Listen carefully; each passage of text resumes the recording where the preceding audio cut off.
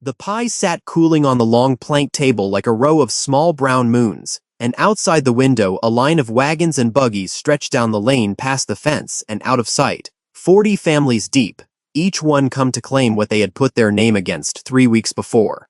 A young woman in a flour-dusted apron stood in the doorway of a kitchen that smelled of butter and smoke and something darker and sweeter than either, and she was doing what she always did when a thing overwhelmed her, which was to count. 40 on the list, 9 already boxed, 12 in the ovens, and the whole valley, which had laughed at her in the spring, now standing in the cold, with money in its fists. She had bought the beginning of all of it for $4. $4 for what the town had called garbage. Remember that. 2 autumns earlier, no one in Coldwater Bend would have crossed the road to shake her hand.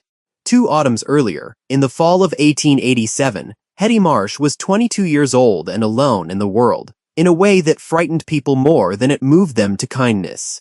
Her mother had died of the fever when Hetty was 14, and her father, a quiet man who mended clocks and dreamed of orchards, had followed her 3 winters back, leaving her the deed to 11 acres of ridgeland that everyone agreed was the worst ground in the county. It was steep and stony and shaded. No good for corn, no good for wheat, too broken for a proper pasture. What it had instead of good soil was trees. Hickory trees, dozens of them, old shagbark giants that her father had refused to cut because he said a tree that had stood 100 years had earned the right to keep standing.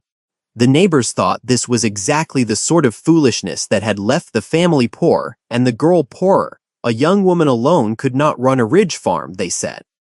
She had no husband, no brothers, no hired hand, and no sense. And the kindest of them shook their heads and said she ought to sell the 11 acres for whatever a fool would pay and go into town to keep house for some family that would feed her. Hetty listened to all of it with the same flat patience she gave the weather and said nothing, because she had learned that words spent on people who had already decided were words thrown down a well. She had $11 to her name, and a winter coming, and she knew the arithmetic of that better than any of them. $11 would not last to spring, but she also knew something they did not, or would not, and it had come to her one still morning in October while she stood under the shagbarks listening to the nuts fall.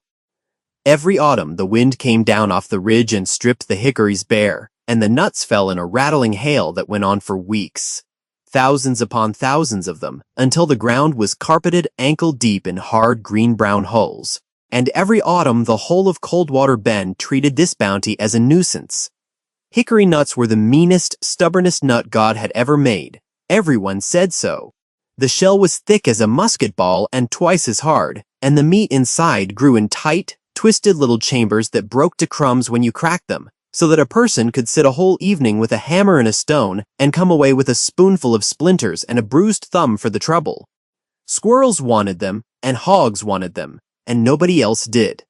Farmers with hickories on their land cursed them, because the nuts fouled the mowing and turned an ankle and drew the hogs into places hogs ought not go. On the big Ferris place across the creek, old Amos Ferris paid 2 boys a nickel a day every fall, just to rake the wind-dropped nuts into piles and burn them, the way you'd burn a heap of rotten windfall apples, and he considered it money well spent to be rid of the mess. It was there, standing at the Ferris fence line, watching the smoke of a burning nut pile rise gray into the October sky, that Hetty Marsh did the sum that changed her life. She was not seeing garbage.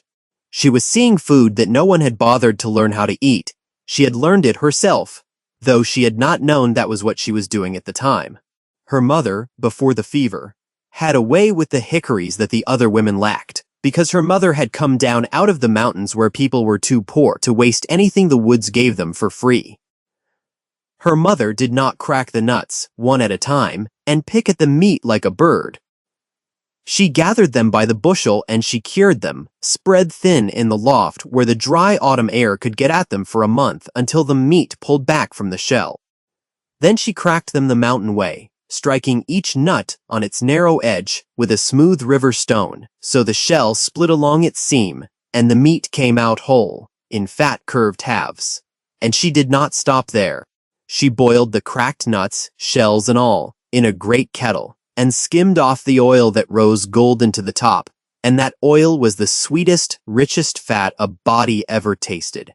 Better than butter, better than lard, and it kept through the whole winter without turning. Hickory milk, the mountain people called it, and a pie made with hickory meat and hickory oil in the crust was a thing that Hetty remembered from her 7th birthday with an ache that had never once left her. She had eaten a slice of that pie and thought that heaven, if it had a flavor, would taste of that. Her mother had died before she could pass the trick to the neighbors, and the neighbors who had watched Sarah Marsh work her strange mountain magic for years had dismissed it as more of the foolishness that ran in that family. So, the knowledge went into the ground with the woman, and the town went on burning its nuts, and only Hetty remembered. She went to Amos Ferris on the last dry day of October. He was a big florid man who liked to be thought generous and was not, and when she came up his lane on foot, he assumed she had come begging, and he arranged his face into the pitying frown he kept for hard cases. Hetty did not beg. She asked him what he did with the nuts his boys raked up, and he laughed and said he burned them, same as always, same as any sane man. Then she asked him what he'd take for the whole fall's worth, the piles already raked and the piles still to come, every wind-dropped nut on his 40 acres, if she came and hauled them herself. Amos Ferris was so surprised that for a moment he had no answer.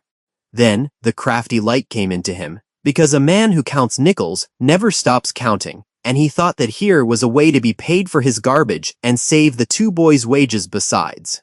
He named $4, expecting her to blanch, and Hetty, who had $11 in the world, reached into her apron and counted 4 of them into his broad palm without a flicker. He took the money the way a man takes a joke he doesn't quite understand, and he told the whole tavern about it that night, how the Marsh girl had gone soft in the head and bought his trash for $4 whole, and the tavern laughed until the lamps shook. It is an easy thing laughing at a person who is about to be proven right. The whole town got to laugh at Hetty Marsh for $4. She thought it was the cheapest thing she had ever bought. For 6 weeks, she hauled nuts. She had 1 old ox and a sledge with a cracked runner, and she went down the ridge and across the creek to the Ferris place every morning in the freezing dark. And she loaded the sledge until the ox groaned, and she brought it back and unloaded it, and she went again and again and again. Her hands, which had been rough already, split open across the knuckles and healed and split again until they were the color of the hulls themselves. The town watched her do it and shook its heads. She hauled through the first frost and through a spitting sleet that turned the lane to grease, and by the middle of December she reckoned she had brought home better than 500 pounds of nuts in the shell, a mountain of them heaped in the dry loft where her mother had once cured hers, and the smell of them filled the whole house. Green and bitter and full of promise. 500 pounds. She had done the arithmetic on that, too, sitting up nights by a single candle to save the oil. 500 pounds of nuts in the shell would render down, her mother's memory told her, to something near 100 pounds of clean meat once the curing and the cracking were done, and 100 pounds of clean hickory meat was a treasure no one in Coldwater Bend had ever thought to reckon. Because no one in Coldwater Bend had ever gathered more than a teacup of it at a time. She banked this knowledge in herself the way you bank a coal under ash, glowing low and hidden, and she told not a living soul. The winter she spent cracking was the loneliest and the most joyful of her life, and both things were true at once. She rigged a bench in the warm corner by the stove, and she sat there hour on hour with her mother's smooth river stone, striking each nut on its edge the way she'd been shown, and after the first 100, her hands remembered a rhythm her mind had forgotten, and the whole halves began to come clean and fat and golden into the bowl at her knee. Handful after handful after handful, she boiled batches in the great kettle and skimmed the oil into crocks and sealed them with wax, and the oil was exactly as she remembered, sweet enough to make a person close their eyes. And on a bitter night in January, with the wind howling down the ridge and the arithmetic of her dwindling flour weighing on her, she made the first pie. She had traded 3 eggs and a measure of her precious sugar for it, and she was frightened while it baked. frightened that the memory had lied to her, that she had spent $4.06 and a winter of her life chasing a child's fever dream. Then she cut it. Then she tasted it. It was not a dream. It was better than the memory, because now she was the one who had made it, and she sat alone in her cold kitchen at midnight and wept over a slice of pie, and then she ate the whole thing, and then, being a practical person, she went to bed already planning how she would sell the next one. She could not sell it in Coldwater Bend. That was the hard truth she faced over her morning mush. The town had laughed at her, and a town that has laughed at you will not easily hand you its coin, for it is easier to believe a thing is rotten than to admit you were wrong to mock it. So she looked past the town. 12 miles down the valley lay Harmon's Crossing, a proper railroad town with a hotel and 2 eating houses and travelers passing through with money in their pockets. And it was to the finer of the 2 eating houses, a place called the Rail's End, run by a widow named Delia Prine, that Hetty carried her second pie wrapped in a clean cloth, on foot.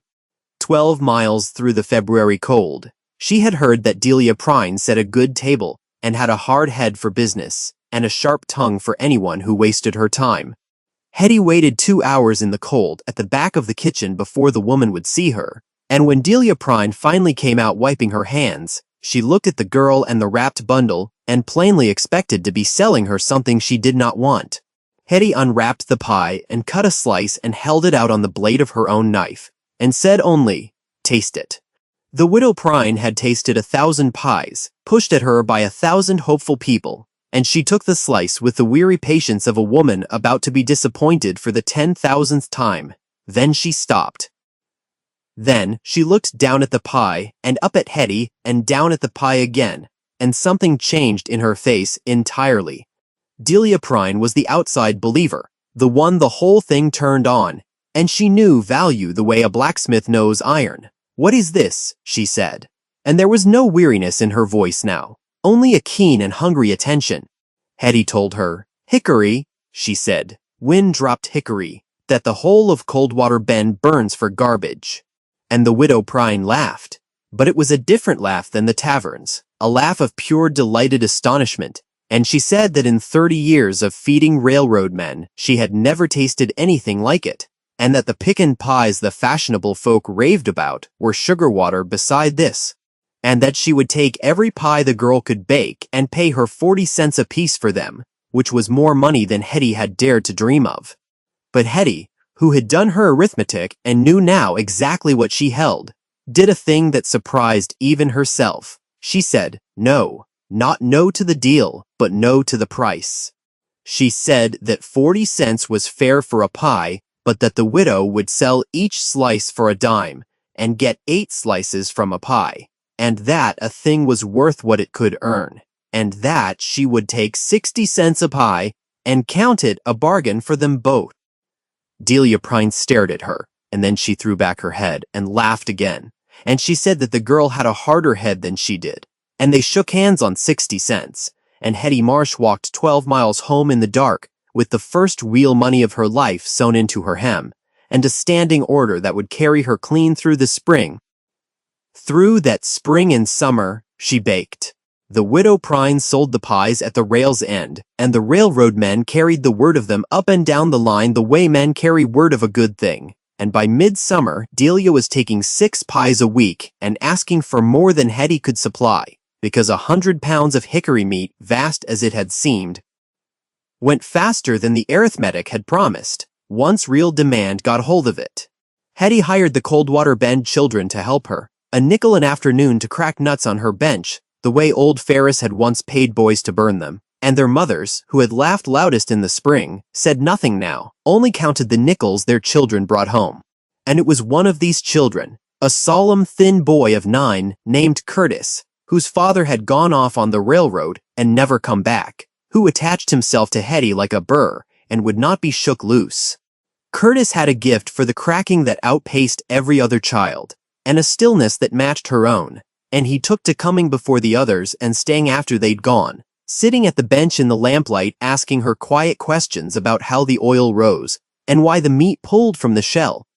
She found to her own surprise that she liked answering him. She had been alone so long that she had forgotten a house could hold two people's silence and be warmer for it. He was not a son to her, and she was not a mother to him. They were two people the world had left over, and they fit.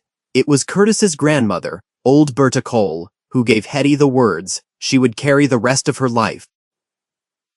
Berta had come from the old country 60 years before and had a face like a walnut and a way of speaking that turned everything into a proverb.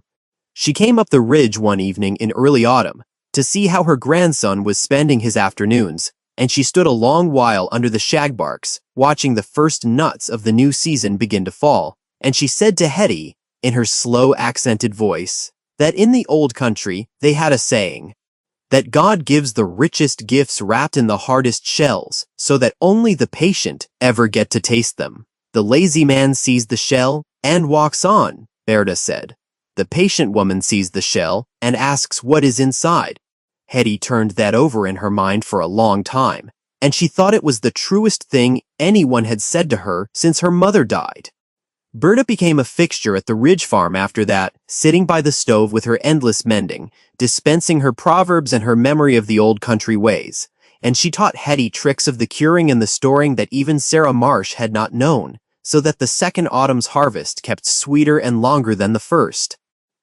The town watched all of this from a distance and did not quite know what to make of it. This ridge that had been the poorest ground in the county and was now the busiest, with children coming and going and a wagon from Harmon's Crossing rattling up the lane twice a week to fetch pies. Then the trouble came, as trouble always comes to a person just as they begin to feel safe. It came in a fine buggy and a good coat, in the person of a man named Josiah Vance, who owned the mercantile in Harmon's Crossing and half the notes in the valley besides. A smooth man with a wide, warm smile that never once reached his eyes. Vance had heard about the Hickory pies, had tasted them at the rail's end, had done some arithmetic of his own, and had come up the ridge to be helpful. That was the word he used, helpful.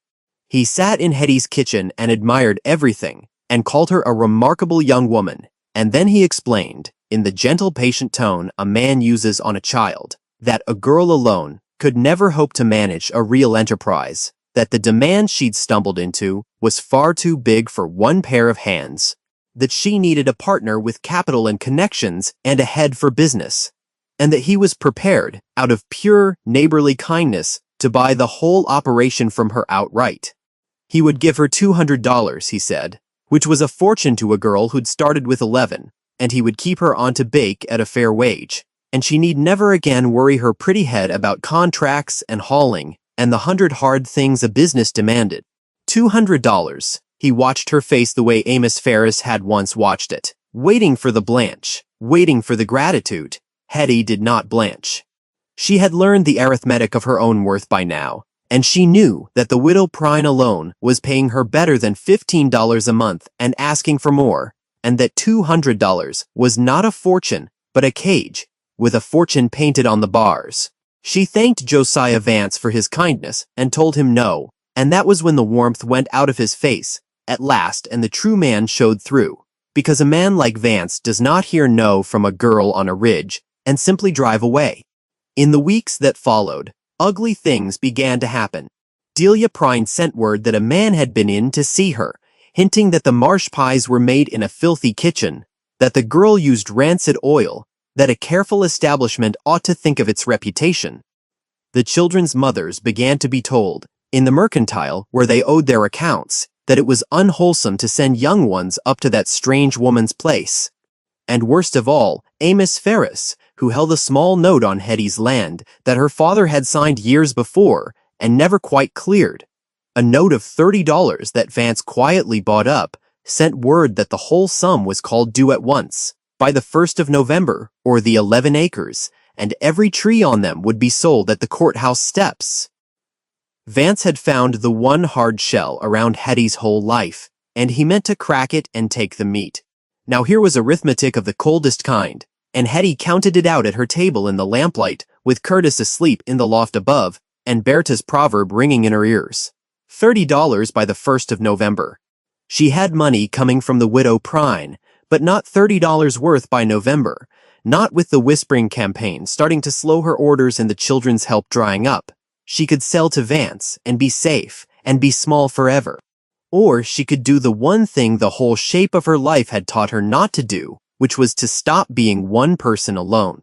She sat a long time in the dark, and she thought about the town that had laughed at her, the 40 families down in the valley, who owed their accounts to Josiah Vance and lived in fear of him. And she understood at last that Vance's power over her was the very same power he held over all of them, and that a thing that has power over everyone can be broken by everyone at once. In the morning, she did not go to the Widow Prine.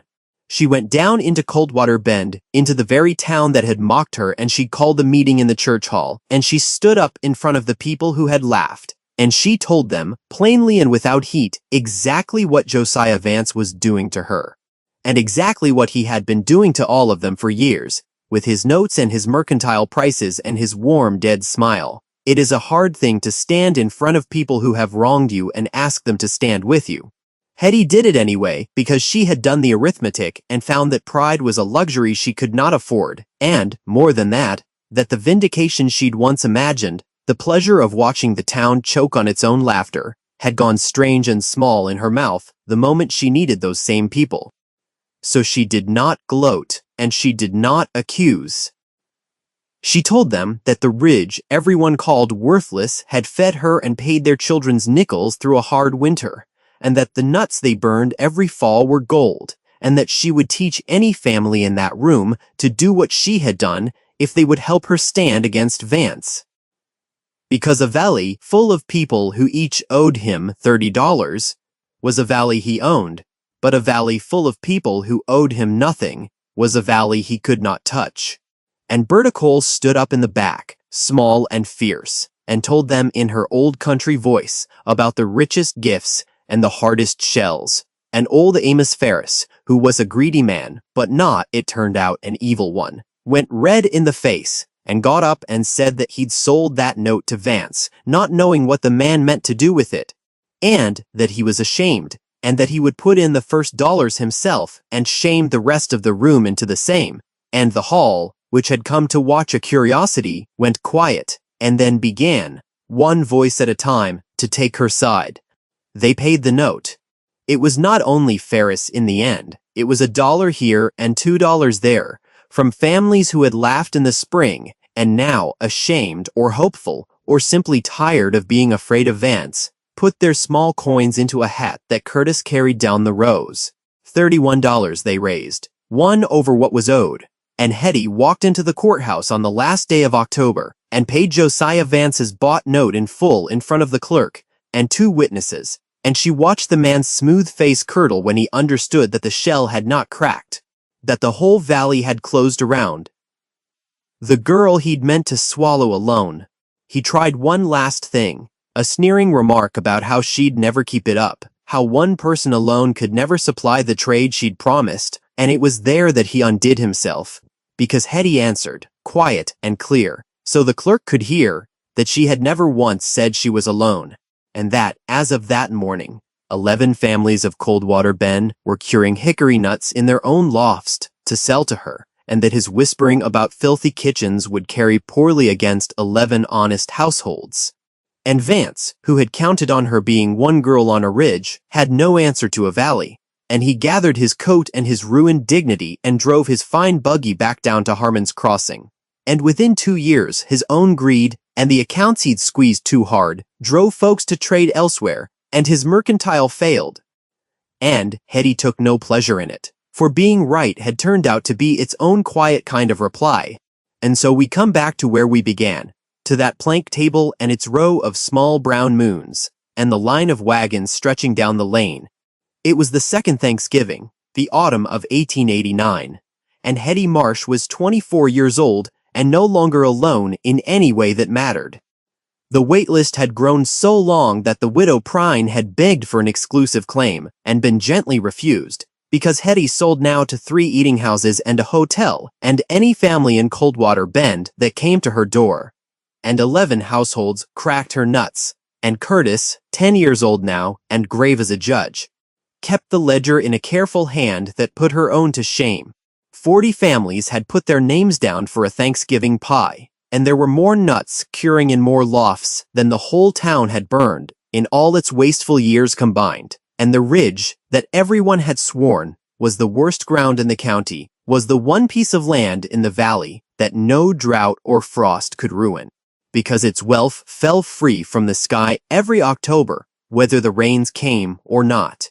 She stood in her doorway with the smell of butter and smoke and something sweeter than either all around her, and she thought of her mother's magic, and Berta's proverb, and $4 counted into a fat, greedy palm, and she understood that the town had not, in the end, been laughing at garbage. They had been laughing at a coal banked low under ash, and now it had caught, and it was warming the whole valley. God gives the richest gifts, old Berta liked to say, watching the wagons come, wrapped in the hardest shells, so that only the patient ever taste them. And Hetty Marsh, cutting the first slice of the first pie for the first family in line, had learned to be patient, and now the whole world had come up the ridge to taste what she had found.